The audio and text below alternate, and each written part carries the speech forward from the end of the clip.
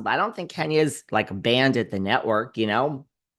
She's implying the door's open when she's on Tamron Hall. Portia's hopeful it's going to work out. I'm not so sure we'll never see Kenya back. I don't buy it. I think, look, if this season ain't good, bring on Nene, bring on Kenya, keep Porsha, keep Phaedra, Cynthia's a friend, and let's just do this thing up OG style. That's what I think they should do. I don't think the reboot works. I don't think a hybrid, although a hybrid works. We brought Alexis back. We have Tamra. So, I mean, that kind of works. But I just say go balls to the wall in Atlanta if this doesn't work. Bring back Kenya, bring back Nene, and let's just have the season 17, right? But first, we got to get through 16 if we ever see it. Phaedra says Cynthia is like the best friend, and Cynthia confirms, my big toe is in. I don't know about Cynthia. But Phaedra is so back, and I'm so here for it. And they all say that the newbie showed up. Cynthia says it, Cynthia says it, Porsha says it, Phaedra says it, that these newbies don't play. They don't care who the OGs are. Again, it's a lot of hype. It's like that happy couple on Instagram that really is not so happy.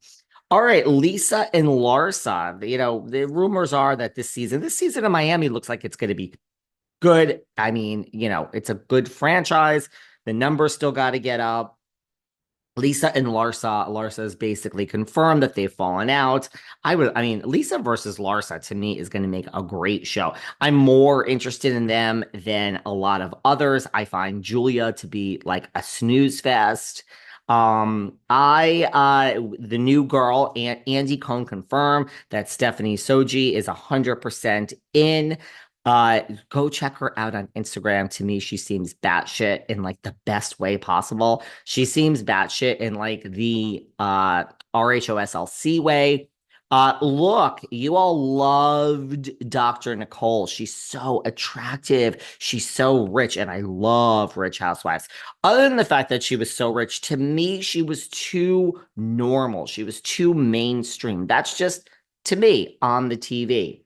I wasn't as much of a fan as all of you were. Stephanie to me seems way off, way not in the middle. She seems a little batshit, and I'm really excited for her. I mean, if we're going to swap out Nicole for her, it's so funny seeing her stand next to Marysol and Alexia, because they're there being asked about the newbie, and Marysol says we wanted her. I mean, Marysol also earlier said, we don't miss Nicole at all, and that backfired on her. But I I sense that this is the last season before a Miami shakeup. I sense it. I have nothing. I think Alexia is a great housewife. I don't even think she's necessarily going anywhere. But like Stephanie is younger. She has a shitload of money.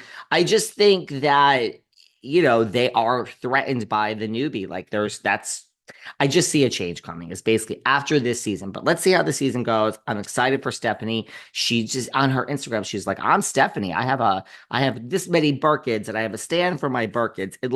I have a feeling not everyone's I think people are either gonna love her or hate her, but I think she's gonna be like a Ramona, the type like you love to hate. Look, we've been doing so well with the newbies, Pedantry and Katie and Bronwyn and Stacey Rush and Jazzy. We've done well. I mean, we have some issues with Jazzy, I know, but I think this is going to be another one. Lisa and Larsa, great season. And I personally am not going to miss Dr. Nicole. I also think Julia is just like watching paint dry. Just me. Salt Lake. I mean, like I said, we got a lot of quick little things. Salt Lake, despite the fact, in addition to the fact that Behind the Velvet Rope was on for 2 weeks, we were on Married This Phone. Jared Osmond in the comments have you guys seen this? Jared Osmond, Brittany's ex, who's just like, we'll show all the DMs and I'm not afraid. And I love someone that just steps up and is like, show it all. I've always said that's the way to do it. Come after me and you know something from my past and say it all, girl. Ask me for my phone records. Here are all my texts I sent you. It's always funny, like you everything is exposable, right? So why are people so shocked when they read someone's secret DMs? Oh, I can't believe you said this. I can't believe the text said that. We all text 24 hours a day, 7 days a week. if any of our texts were exposed, we would have things in there that we didn't necessarily intend for the public. Just own it, just own it. Who cares? So I always said if someone comes after me, I mean, here's the damn phone, expose it all, read every word. I don't fucking care. So Jared Osmond doesn't seem to care either. He's saying expose all my texts, but he's in the comments calling a troll an elf. He said, "You're a little elf. Have a good life." Apparently, he hates Bronwyn and he loves Mary. Says she's an upstanding woman. So there you go. Shep, our little Shep Rose. I'm excited for Southern Charm. I'm going to watch this season. I think last season was one of the best seasons we had in a really long time. I don't know if Craig and Paige are going to make it. I'm not so sure about that. But Shep was asked at the Fan Fest, were you shocked about JT's resignation? Shep said, I got sent that and I'm not shocked. And he said that he went to, I think, Costa Rica and I think had like I don't know if it was like a near death experience, but had like one of those, something happened in Costa Rica. And, sometimes like when these near death things happen or you learn, it's so funny though. You look at like, I mean, this is just where my mind goes. You look at like Vicki Gunvalson. She had that real sickness earlier, that sepsis or whatever earlier this year. You'd think she'd come out of that and say nothing in life matters, nothing except physical and mental health. And then, I mean, she's back to her old ways. We're going to talk about Vicki in a minute. But Shep is saying that JT came back and like, at times he wasn't making sense. And he's basically implying JT was up and down and all around.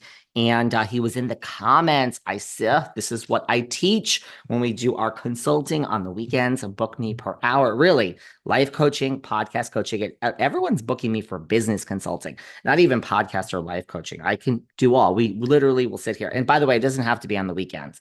We can pay per hour. We also could do half an hour if you want to save some money.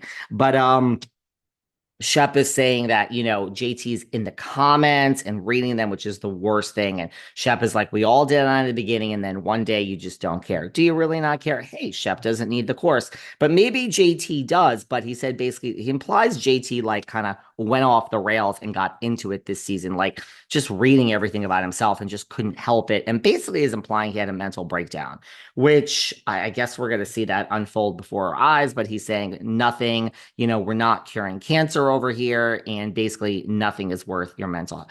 Good. Yes, Shep. I love this. So JT apparently left because it really was getting to him again. Look at Giselle. Look at Luann.